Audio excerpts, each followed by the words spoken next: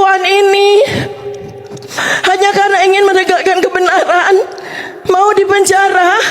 Apakah Pak Joko Widodo ikhlas melihat saya dipenjara tanpa beliau menunjukkan ijazahnya? Lalu Pak Jokowi dengar kan ya Pak Jokowi ya?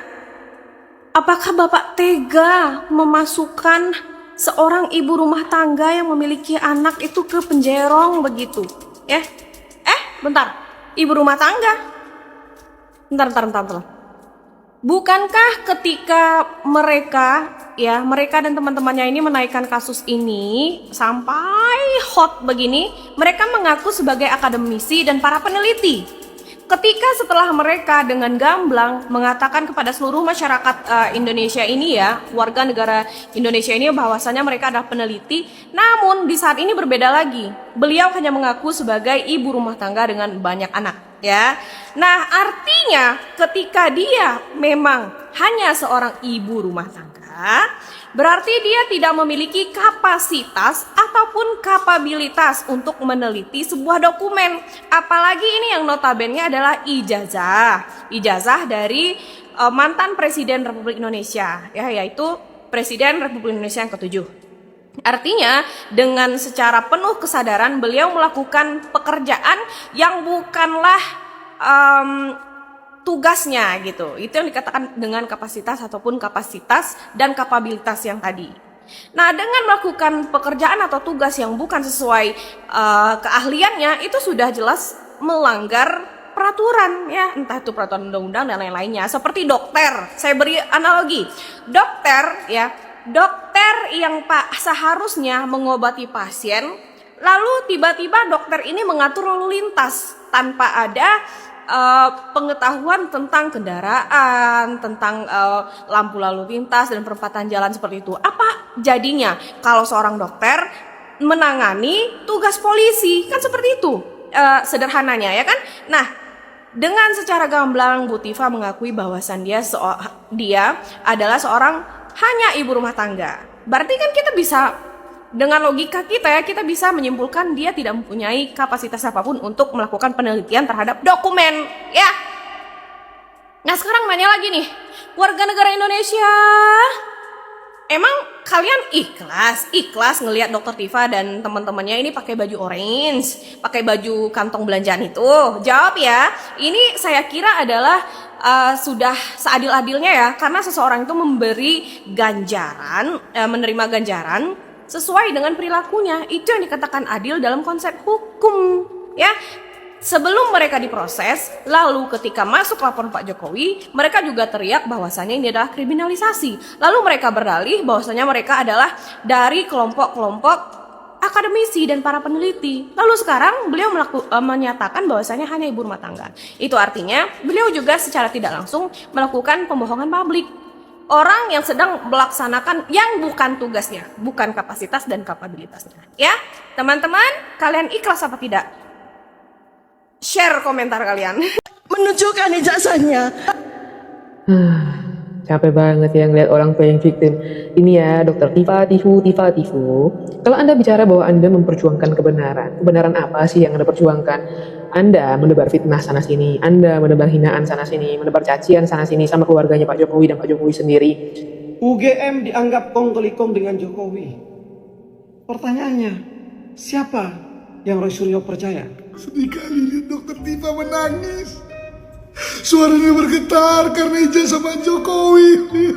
Kalau Anda melihat saya, kenapa? Di rumah, opungku masih hidup tuh. Itu ibu rumah tangga semua, tapi nggak kayak ibu.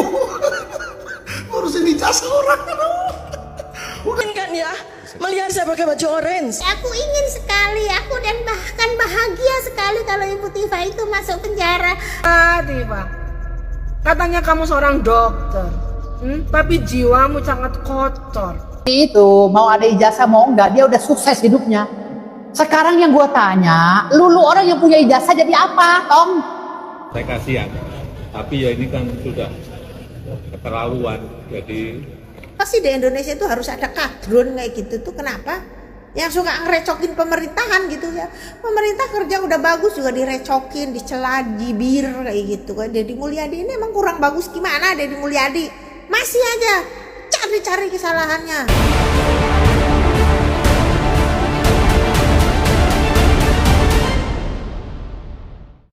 Menegakkan kebenaran, mau dipenjara. Capek banget ya ngeliat orang playing victim. Ini ya dokter Tifa Tifu. Kalau Anda bicara bahwa Anda memperjuangkan kebenaran apa sih yang Anda perjuangkan? Anda menebar fitnah sana sini, Anda menebar hinaan sana sini, menebar cacian sana sini sama keluarganya Pak Jokowi dan Pak Jokowi sendiri. Itu tuh semua bisa dibuktikan dengan cuitan Anda di X gitu loh.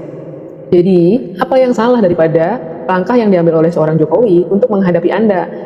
Karena gini ya, kita sebagai manusia itu punya batas kesabaran gitu untuk menghadapi seseorang, dan dengan semua tindakan Anda yang Anda lakukan kepada Pak Jokowi dan keluarganya, yaitu adalah kemarin batas sabarnya Pak Jokowi ngadepin kalian, dan Pak Jokowi tahu gitu loh kalau ngadepin kalian dengan urat, kalian akan jauh playing victim lagi.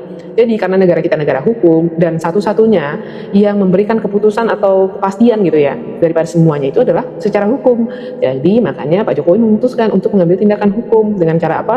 Karena kamu telah mencemarkan nama baiknya, memfitnah dia, ya makanya kamu dilaporkan ke pihak penegak hukum karena perbuatan yang kamu lakukan. Ya tenang aja Tifa, kalau memang kamu nggak bersalah, ya nggak usah takut. Kan bukti-bukti masing-masing punya kan, ya nanti buktikan aja, bela diri kamu dengan bukti yang kamu punya gitu loh.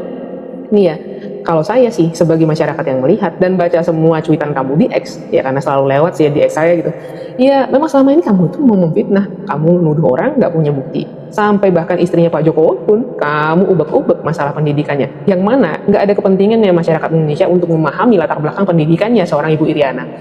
Yang terus lagi kamu adalah ngatain Pak Jokowi gini, Jokowi gitu ya. Belum lagi yang itu tuh. Banyak tuh kalau mau dikumpulin daripada cuitanmu di X aja, itu udah bisa banget digunakan untuk memperkarakan kamu secara hukum, ya kan? Nih lagi nih ya. Yang terakhir tuh bersama geng pancimu tuh ya. Sampai kamu tega memfitnah orang, fotonya orang kamu photoshop, kamu kasihkan keadaan di mana katanya punya penyakit. Jahat banget gitu. Jadi kalau misalnya mau menangis gitu ya, bahwa diri lu adalah korban, kami masyarakat juga bisa menilai.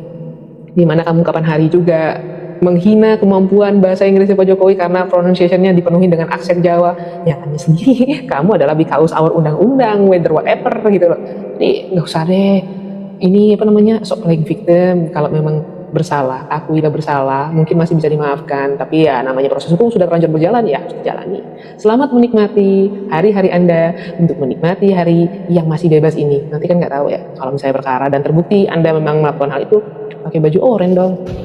Saya kasihan, tapi ya ini kan sudah keterlaluan, jadi ya kita tunggu proses hukum selanjutnya. Ya saya rasa itu aja. Khusus kepada Roy Suryo, sekelas Roy Suryo mantan menteri dan seorang yang berpendidikan, bahkan mengklaim dirinya adalah seorang yang ahli, menurut saya dia hanya nyinyir. Dulu Roy Suryo membanggakan UGM. Dia berharap UGM ini akan berpendapat seperti apa yang ada di pikiran Roy Suryo. Begitu juga dia melaporkan ijazahnya Jokowi di kepolisian. Tapi apa? Setelah Bareskrim mengumumkan secara resmi bahwa ijazah Jokowi ini adalah asli, kepolisian dianggap tidak transparan, bahkan dianggap tidak adil. Begitu juga UGM. UGM dianggap kong-kali-kong dengan Jokowi. Pertanyaannya, siapa yang Roy Suryo percaya? Otak dia sendiri, kepercayaan dia sendiri, keyakinan dia sendiri, atau siapa? Kalau sudah tidak percaya, apalagi menggiring seolah-olah lembaga negara, kepolisian, pengadilan sudah dianggap semuanya tidak adil, terus siapa yang diharapkan? Ini bahaya. Tunjukkan ibu ini, ibu rumah tangga ini. Bentar, masih sedih aku.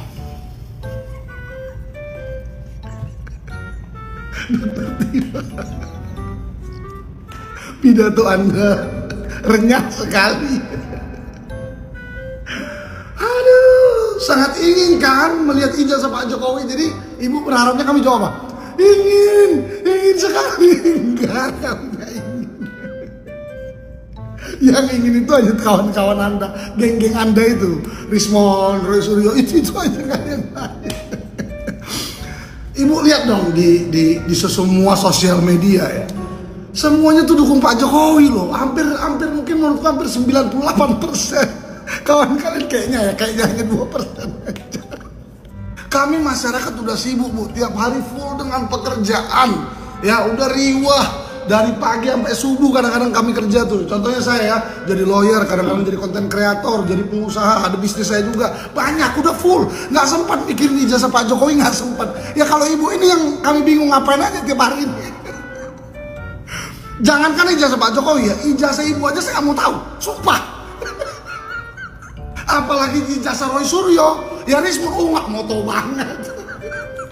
Yang penting saya tahu ijazah saya ada. S1, S2 di UI saya ada, jelas. Udah, clear. Tiba-tiba lagi lari ke, saya ibu rumah tangga. Lah urusannya. Istriku ibu rumah tangga, mamaku di rumah, opungku masih hidup tuh. Itu ibu rumah tangga semua. Tapi nggak kayak ibu. Ngurusin ijazah orang. Udahlah, pusing kalian aja komen, aku udah sampai sini aja. Sofi pakai baju orange, adik-adik kesini kan sangat pengen kan ya? Iya, aku sangat ingin sekali Bu Tifa segera pakai baju oranye. Sangat ingin sekali. Dan Bu Tifa pakai gelang besi, aku ingin sekali. Aku dan bahkan bahagia sekali kalau Ibu Tifa itu masuk penjara. Kalau Bu Tifa pakai baju oranye tuh aku juga sangat senang sekali gitu. Aku berterima kasih sama Bapak polisi ya yang udah memakaikan baju oranye kepada Ibu Tifa ini. Dokter apa ya dia itu? Dokter apa sih guys? Ya dokter apa sih? Aku nggak tahu dokter apa guys ini Ibu Tifa ini. Pokoknya aku bahagia sekali kalau Ibu Tifa ini pakai baju oranye. Begitu saja. Selamat memakai baju oranye. Aku bahagia sekali kalau kau sudah pakai baju oranye begitu. Kapok. Selamat ya. Selamat Ibu Tifa. Semoga cepat pakai baju oranye. Selamat.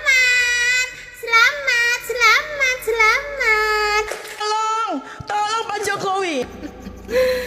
Tiba, mulut manis yang berbisa. Mengataskan nama rakyat. Rakyat mana? Yang para lansia itu, yang menjadi tungganganmu dan transportasimu, yang disuruh koar-koar, hanya sekedar ijazah aja. Ya kalau kamu mintanya ijazah bye-bye, ya mungkin Pak Jokowi akan ngasih bye-bye lah. Wong mulutmu itu penuh dengan berbisa, ngomong sampai dunia internasional. Tanpa kamu sadari kamu juga menjatuhkan namanya Anies loh. Ditunggu di dunia internasional mana? Palestina. Palestina itu juga menunggu, tidak hanya Anies toh. Palestina itu menunggu semua negara-negara lain yang membantu mereka. Bodoh. Tifa. Katanya kamu seorang dokter, tapi jiwamu sangat kotor. Sajane iki yang di dalam pikiranmu itu kenapa sih? Apa Pak Jokowi merugikan kamu? Apa yang merugikan kamu, Tifa? Sekarang kamu dilok nih, dikatain kayak gitu sama Irma aja sudah nggak enak hatimu. Tapi kamu koar-koar seenak aja menjelek-jelekan Pak Jokowi, ya? Atas nama science. What kind of science you like it? You talk about. What kind of science? Your science is nothing. Juga ngomong bisa bahasa Inggris, ternyata your English also is not good. You cannot speak English very well. Anda mau fitnah dan mencemarkan nama baik. Kan saya ini difitnah dengan ijazah palsu. Ya emang lu udah fitnah ijazah Jokowi palsu. Kan lu yang fitnah. Jadi siap-siap aja lo pakai baju oranye, gak usah nangis-nangis ngomong difitnah. Ya lu yang fitnah kok. Yang victim. Lu pelaku merasa jadi korban. Kenapa lu cari-cari ijazah Jokowi? Kenapa gak cari ijazah Pak Harto? Cari dong itu ijazah Pak Harto. Punya ijazah S1 enggak itu Pak Harto? Pak Harto itu cuma lulus SMP, terus daftar jadi tentara. Tapi dia punya kemampuan, bisa jadi presiden gak masalah menurut aku. Menurut aku di Indonesia ini ya, jadi presiden enggak sekolah SD pun enggak apa-apa, asal dia punya kemampuan. Titik. Ngapain sih harus punya ijazah S1 gitu jadi pejabat gitu? Jadi pejabat yang punya S1 juga nggak bisa kerja tuh, kerjanya nongki doang gitu, catur. Terus scroll cewek, jajan apa melendir, jalan-jalan ke luar negeri studi banding gitu. Mending jadi orang yang nggak sekolah tapi dia bisa punya kemampuan, bisa jadi pejabat, enggak masalah, yang penting kerjanya bagus gitu aja. Kalau aku sih gitu, ijazah enggak penting kalau buat aku mah. Wong banyak di Indonesia itu ya, yang enggak tamat SD aja bisa jadi pengusaha, bisa punya pabrik es krim, punya supermarket, ada tuh, cari di Google tuh. Enggak tamat SD jadi pengusaha, punya pabrik es krim, ada di Indonesia. Yang enggak sekolah SD juga itu di Brebes, dia punya kemampuan bisa bikin televisi. Cuma sayang di Indonesia orang yang nggak sekolah punya kemampuan nggak diapresiasi, malah masukin penjara kalau di Indonesia. Jadi di Indonesia ini terutama ijazah, padahal yang punya ijazah aja pada blow on, nggak bisa kerja. Jadi pejabat juga kerjanya cuma apa, studi banding, ngabisin uang negara doang, nggak pernah masuk kerja. Tuh DPR itu pada punya ijazah S1, S2, S doger, S nong-nong, S campur. Tapi kerjanya enggak becus kan jadi DPR. Kerjanya apa? Bolos kerja berbulan-bulan gitu, bahkan bertahun-tahun. Terus tetap nerima gaji padahal enggak kerja. Tuh kalau rapat-rapat DPR itu yang rapat enggak ada separoh. Yang datang 25 orang, yang bolos 600 orang kan kayak gitu. Anggota DPR itu jarangnya masuk kerja tapi terima gaji. Itu orang pada punya ijazah kerjanya enggak becus. Nggak punya ijazah, nggak sekolah, nggak apa-apa jadi presiden, yang penting punya kemampuan kayak gitu aja sih. Kok repot amat sih ini ibu ini ngurusin ijazah orang. Lu yang punya ijazah aja lu nggak bisa ngapa-ngapain, lu nggak berbuat apa-apa untuk Indonesia kok. Emang lu ada kontribusinya untuk Indonesia kayak gitu Udah apa yang Anda berikan untuk bangsa ini? Apa? Coba ngomong. Kok saya ribut ijazah mulu. Lu aja nggak berbuat apa-apa untuk bangsa ini kok, ngerecokin orang yang udah kerja dengan susah payah untuk membangun Indonesia. Kinerja Jokowi udah bagus daripada presiden-presiden yang dulu. Jokowi jauh lebih bagus. Ini orang banyak bacot. Sekarang gini, Deddy Mulyadi ya, udah jelas-jelas Deddy Mulyadi itu punya ijazah ya. Dia udah jadi pejabat juga udah puluhan tahun. Dia recokin juga kan sekarang. Direcokin juga. Emang di Indonesia ini kampret tuh orang yang kayak gitu tuh. Jadi nggak mau Indonesia ini menjadi negara yang maju gitu ya. Ini orang Indonesia ini nggak tahu udah tercemar apa ya otaknya. Banyak orang yang kayak gini nih. Kayaknya itu tercemar virus-virus kadrun itu orang yang kayak gitu itu. Kenapa sih di Indonesia itu harus ada kadrun kayak gitu tuh? Kenapa? Yang suka ngerecokin pemerintahan gitu ya. Pemerintah kerja udah bagus juga direcokin, dicela, dibir kayak gitu kan. Deddy Mulyadi ini emang kurang bagus gimana Deddy Mulyadi? Masih aja cari-cari kesalahannya. Nyebelin banget orang-orang kayak gini nih. Aduh, kalau hidup di zaman Soeharto udah hilang lu mah ya. Udah nggak ada napas pokoknya lu mah. Udah nggak tahu hilang, bukannya cuma hilang hilang telan bumi pokoknya aja lah kalau lu hidup di zaman Soeharto. Kenapa lu nggak cari-cari ijazah Soeharto sono? Cari sono. Terus bilang bahwa Pak Harto selama 32 tahun itu bukan presiden yang sah gitu karena nggak punya ijazah gitu. Ngomong kayak gitu coba.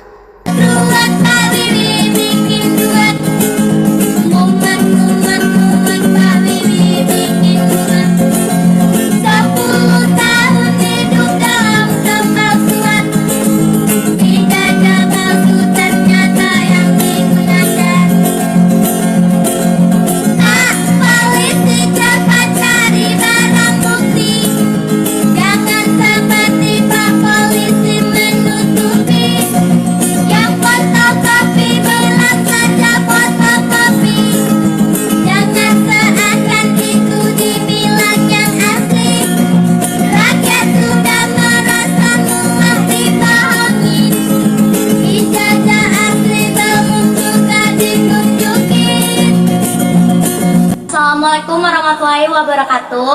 And good evening to all netizen. Berhubung ada beberapa komentar di konten kami yang satu ini untuk menyuruh Pak Polisi menangkap kami, dan ada juga yang menyuruh menangkap Bapak Ibu guru kami. Melalui video ini kami beritahukan kepada yang komentar seperti yang kami sebutkan mengenai konten-konten kami itu tidak ada hubungannya dengan Bapak Ibu guru kami. Dan semua itu kami lakukan atas inisiatif kami sendiri. Dan ada pun kalau di dalam konten-konten kami ada yang melanggar hukum, sebagai warga negara yang baik, kami siap untuk mempertanggungjawabkannya. Dan ini alamat kami, Desa Tanjung Sari, Kecamatan Batangkuis, Kabupaten Deli Serdang. Dan mungkin juga Bapak Kapolri sudah tahu alamat kami. Karena waktu itu pertama kali Pak Polisi datang menjemput untuk menginterogasi kami, katanya atas perintah Bapak Kapolri. Dan di ijazah ini juga ada alamat kami. Ini ijazah asli, hasil kerja keras kami sendiri. Untuk mendapatkan ijazah ini di luar dari konten-konten kami, kadang kami ngamen, kadang kami cari barang bekas untuk kami jual, dan uangnya kami gunakan untuk biaya sekolah kami. Dan begitulah perjuangan kami untuk mendapatkan ijazah asli seperti ini. Maka dari itu harapan kami kepada Bapak Polisi dan Bapak Hakim, siapapun orangnya yang menggunakan ijazah palsu untuk menipu, wajib untuk diadili. Hei orang-orang botol, pasukan sakit hati, sini kalian semua. Jangan mengaku si paling akal sehat kalau kebencian masih di dalam hati kalian. Jangan. Bagaimana mungkin ijazah SMA Pak Jokowi digugat di pengadilan dan sudah disidangkan? Gila ini. Saya pikir hanya perguruan tingginya saja yang digugat. SMA-nya pun digugat. Jangan-jangan besok SMP-nya di mana digugat. Besok lagi gagal, SD-nya di mana digugat. SD-nya gagal, TK-nya di mana digugat. Setelah TK-nya gagal, PAUD-nya di mana? PAUD-nya digugat. Terus tidak ada habisnya mencari kesalahan Pak Jokowi. Ya, ingin menjatuhkan Pak Jokowi. Hei, hentikan usaha kalian yang sia-sia itu. Pak Jokowi tidak akan pernah jatuh. Pak Jokowi sudah memimpin bangsa ini 10 tahun. Baik buruknya bangsa ini, ya, beliau berjasa untuk bangsa ini. Banyak yang sudah dibuat, ya, bukan hanya kalau Anda mencari kesalahan, ada banyak kesalahan, tapi jasanya pun banyak, begitu loh. Jangan berbicara akal sehat kalau Anda masih memiliki kebencian dalam diri kalian. Saya ingin membahas terkait dengan pernyataan seseorang yang mengatakan bahwa apa nggak boleh orang bertanya. Nah, saya ingin menyampaikan definisi bertanya. Bertanya adalah ekspresi keingintahuan seseorang akan sebuah informasi yang dituangkan dalam sebuah kalimat tanya atau ujaran yang bertujuan untuk meminta informasi kepada orang tersebut. Nah, saya ingin menyampaikan kepada kita semua bahwa kalau kita bertanya, tentu kita ingin memperoleh jawaban. Dan kalau sudah dijawab, tentunya harusnya clear, selesai. Nah, tapi kalau tidak selesai, maka itu bukan sebuah pertanyaan, tapi diskusi atau penelitian. Nah, sekarang kalau kita bertanya kemudian dijawab tidak puas, maka kemudian pertanyaan itu bisa ditanyakan, ya, jawabannya kepada institusi yang memang berwenang, yang memang terkait dengan pertanyaan tersebut. Contoh, misalnya ada orang yang mempertanyakan ijazah Pak Jokowi. Dia dijawab oleh Pak Jokowi bahwa ijazah saya asli. Nah, kemudian orang itu nggak puas. Nah, kemudian Pak Jokowi bilang, ya kalau nggak puas silahkan tanya UGM. Karena UGM yang mengeluarkan ijazah tersebut. Nah, UGM kemudian menjawab bahwa ijazah Pak Jokowi asli. So what? Apalagi gitu. Masa nanya ijazah ke polisi? Nanya ijazah mau sampai ke Singapura? Aneh kan gitu ya. Maka itu bukan pertanyaan, tapi itu adalah pemaksaan kehendak. Orang bertanya, tapi jawabannya harus sesuai dengan apa yang ada di pikiran dia. Itu bukan bertanya, itu menyelidiki. Nah, kalau menyelidiki, silahkan selidiki secara ilmiah gitu, ya, secara data, fakta. Maka kemudian yang harus dilakukan adalah tanya ke yang mengeluarkan ijazah tersebut. Nah, kalau kemudian UGM sudah menyatakan itu asli dan siap menjadi saksi, apalagi yang harus diributin gitu. Ini bukan persoalan bertanya, ini soal tuduhan. Beda ya pertanyaan dengan tuduhan. Nah, itu yang ingin saya sampaikan kepada pemirsa di seluruh Indonesia. Maka kemudian kenapa Pak Jokowi baru sekarang melaporkan hal ini kepada kepada kepolisian? Karena kalau dulu beliau masih menjadi presiden, dilaporkanlah orang-orang ini, maka apapun hasilnya, orang-orang ini akan mengatakan bahwa Pak Jokowi menggunakan kekuasaannya untuk melakukan pembenaran, ya. Nah, maka kemudian setelah Pak Jokowi tidak menjadi presiden lagi dan menjadi orang biasa, Pak Jokowi kemudian mau menanggapi ini secara hukum. Dilaporkanlah orang-orang ini ke polisi. Karena apa? Karena beliau sudah menjadi rakyat jelata. Maka hari ini karena dikatakan sudah terlalu berlebihan, fitnah, hoax, dan lain sebagainya, maka Pak Jokowi mengambil tindakan. Nah, anehnya lagi, ketika yang beliau sudah menjadi rakyat biasa pun masih nggak percaya, ya, dengan mengatakan bahwa Kapolrinya adalah pilihan Pak Jokowi dan lain sebagainya. Aduh, ini kan namanya pemaksaan kehendak. Mau apa lagi? Ya kan nanti setelah itu apa lagi? Sudah misalnya ada Pak Kapolri diganti dan tetap menyatakan bahwa itu adalah asli. Mau diganti lagi?